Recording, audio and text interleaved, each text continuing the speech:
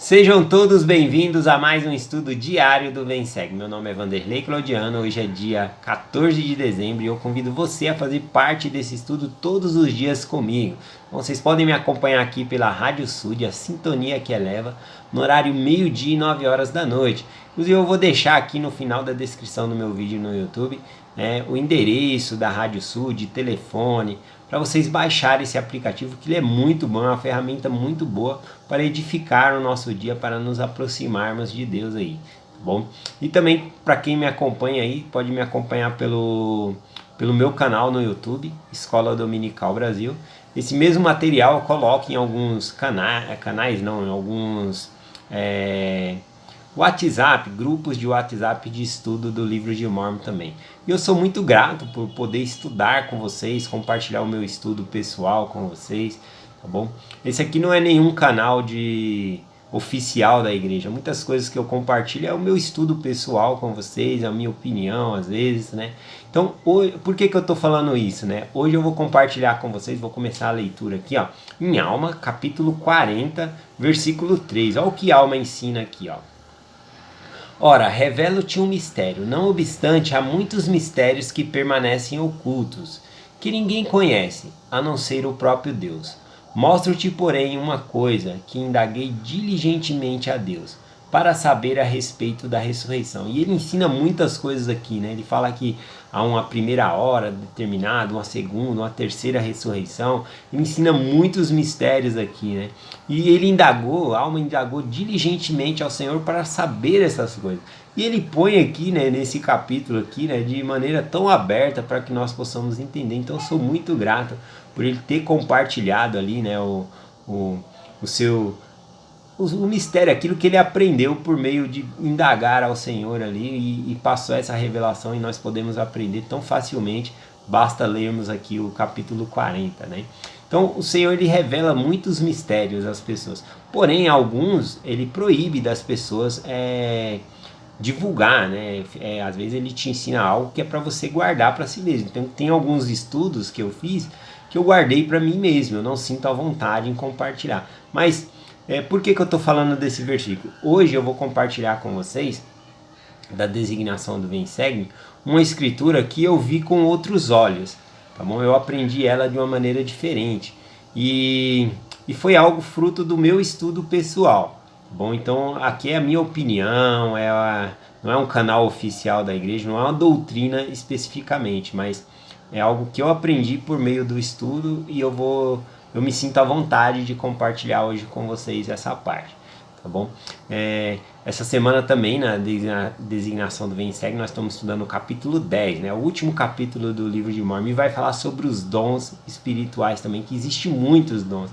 E sempre quando eu vejo essa parte de dons aqui, eu lembro de uma pessoa que sempre compartilha alguma coisa comigo aqui no YouTube. O nome dela é Nathaniele Gomes. Uma vez eu estava compartilhando fruto do estudo também, minha opinião pessoal, né, e deixando claro que não que era uma doutrina, mas que é o que eu senti e da maneira que eu vi aquela escritura e que eu acreditava ali. E aí ela compartilhou, né, que ela acreditava em cada palavra do que eu estava falando ali, porque o Espírito Santo tocava nela. Então a melhor maneira, né, de nós aprendermos é por meio do Espírito, né? E isso é um dom, né? Dos dons do Espírito é o dom de acreditar. Quem tem esse dom aqui também no livro de Mórmon, nós podemos identificar facilmente, era Lamoni, né? Ele acreditava em cada palavra ali que Amon ensinava a ele. O pai dele, o pai de Lamoni, também ele tinha esse dom. E eu enxergo esse dom aí na Nathaniele Gomes. E também isso é bom para nós aprendermos, né? Sempre que estivermos na sacramental, ou em um serão, ou aprendendo a palavra do Senhor na conferência, nós possamos fazer uma oração silenciosa em nosso coração, para que o Senhor toque em nosso coração, para que nós possamos entender a mensagem de Deus, tá bom? Então eu vou ler o versículo aqui, está aqui na designação Moroni, capítulo 10, o versículo 32 e o versículo 33, eu vou começar no finalzinho do 32, e diz assim a escritura: se pela graça de Deus fordes perfeitos em Cristo, não podereis de modo algum negar o poder de Deus. E novamente, se pela graça de Deus fordes perfeitos em Cristo, e não negardes o seu poder, Então sereis santificados em Cristo pela graça de Deus, por meio do derramamento do sangue de Cristo, que está no convênio do Pai, para a remissão de vossos pecados, a fim de que vos torneis santos, sem mácula. Né? Bom, a palavra aqui, chave nesse versículo aqui, é falado muito sobre a graça, né? E a graça é esse poder capacitado. Eu peguei aqui no Guia de Estudo das Escrituras, olha o que diz aqui sobre a graça, né? Diz assim a definição. Poder capacitador de Deus que possibilita aos homens e às mulheres alcançarem bênçãos nesta vida e a obterem vida eterna e exaltação após terem exercido fé, se arrependido e feito tudo ao alcance para guardar os mandamentos. Tal auxílio ou força divina vem pela misericórdia e o amor de Deus. Todo ser mortal necessita da graça divina, por causa da queda de Adão e também por causa das fraquezas humanas. Então ele vai definindo aqui a palavra graça. Outra definição também que nós podemos trocar, por exemplo, nesse versículo aqui, a palavra graça, se você colocar a palavra expiação, o versículo vai ficar certinho também, sem variação. Se você colocar a palavra sacrifício, também vai dar no mesmo, vai ficar uma definição muito boa. Então a graça é esse poder capacitador, a graça é a expiação, a graça é o sacrifício. Quando eu estava estudando esse versículo, né, eu tive uma impressão muito forte de que nesse versículo estava falando sobre a graça de Deus o Pai, ou seja, o sacrifício de Deus o Pai, tá bom? Que se encontra também na escritura aqui em João capítulo 3, versículo 16, diz assim, ó: porque Deus amou o mundo de tal maneira que deu o seu Filho unigênito, para todo aquele que nele crê não pereça, mas tenha a vida eterna. Então eu gostaria de reler esse versículo, mas pensando no sacrifício de Deus o Pai em entregar o seu Filho Jesus Cristo. Você já parou para pensar nas escrituras ali, né? Quando é mencionado o sacrifício de Abraão? Por que será que tem esse nome, né? Sacrifício de Abraão? Por que nós não chamamos esse sacrifício, ou dentro das escrituras não é chamado de o sacrifício de Isaac, né? Porque nós sabemos pela própria escritura algumas fotografia não, né? Imagens que mostram assim Abraão sacrificando seu filho, às vezes é um bebezinho ali, e não tem nada a ver, porque a própria escritura menciona, né, que Isaac ele carregou a lenha para o pai dele para ser sacrificado, e durante o caminho ali, né, ele sabia que eles estavam indo fazer um sacrifício, e ele falava: pai, aqui está a lenha, a gente está aqui, levantou o altar, cadê o cordeiro, né? Cadê o sacrifício? Aí Abraão falava: Deus proverá para si, né, o cordeiro, meu filho. Né?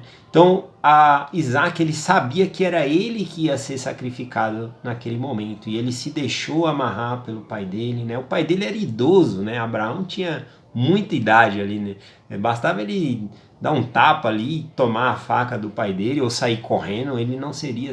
Então mostra nesse sacrifício que era um sacrifício voluntário, que Isaac ele estava sendo submisso ao seu pai. Então era um sacrifício voluntário. Também esse sacrifício então poderia ser chamado de sacrifício, né, de Isaac, né? Mas é chamado de sacrifício de Abraão. Mas Abraão que estava sacrificando, né? Imagina a mente de Abraão sacrificando o seu filho ali, né? Então o que acontece? Abraão, assim como ele não precisou sacrificar o seu filho, né? Deus interveio antes, né? Também Isaac não precisou ser sacrificado. Então é uma comparação.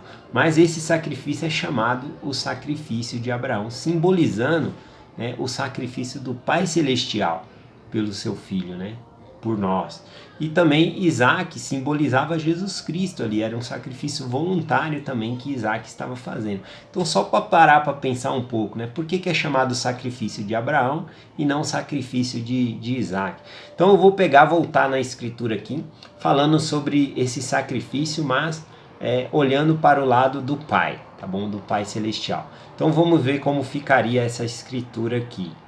Diz assim, Moroni capítulo 10, do 32 ao 33. Vou pegar do finalzinho do 32 aqui, e diz assim, ó: se pela graça de Deus fordes perfeitos em Cristo, se pelo sacrifício do Pai fordes perfeitos em Cristo, não podereis de modo algum negar o poder de Deus.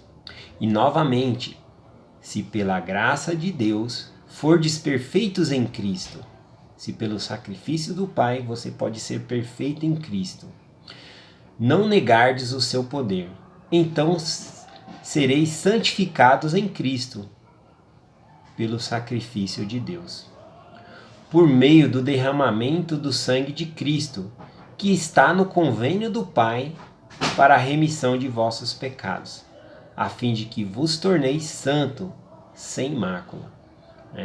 Então, aqui, quando eu estava estudando, eu tive a impressão muito forte de pensar no sacrifício que o Pai Celestial fez em entregar o seu Filho, conforme está em João 3,16, porque Deus amou o mundo de tal maneira que entregou o teu Filho unigênito, para que todos aqueles que nele crê não pereçam, mas tenham a vida eterna.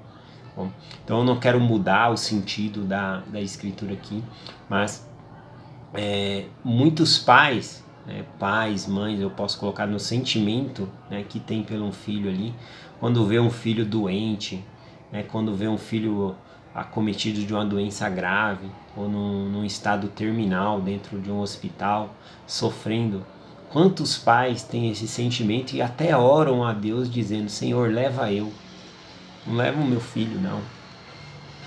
Eu já vivi bastante, meu filho está na tenridade. Muitos pais têm que conviver com essa dor de um filho ter sido levado, não é uma ordem natural um pai ter que enterrar um filho, certo? Seria os filhos enterrar o pai, então é uma dor muito grande. Então, ao ler essa escritura aqui, eu estava pensando sobre o sacrifício do Pai Celestial ao entregar o teu Filho Jesus Cristo para que nós pudéssemos ser salvos. Eu sou muito grato pelo sacrifício que o Pai Celestial fez em entregar o teu Filho, o único Filho que ele tinha, nascido primogênito, o primogênito do Pai, o unigênito nascido na carne, que é Jesus Cristo, ele entregou. E eu sou muito grato pelo Pai Celestial, e eu sou muito grato pela minha família, todo esse sacrifício, tanto do Pai como do Filho, proporciona para mim ter uma família eterna, proporciona para mim poder voltar à presença de Deus e ser salvo e ter a minha família eterna. Eu deixo essa mensagem com vocês hoje, em nome de Jesus Cristo. Amém. Até amanhã.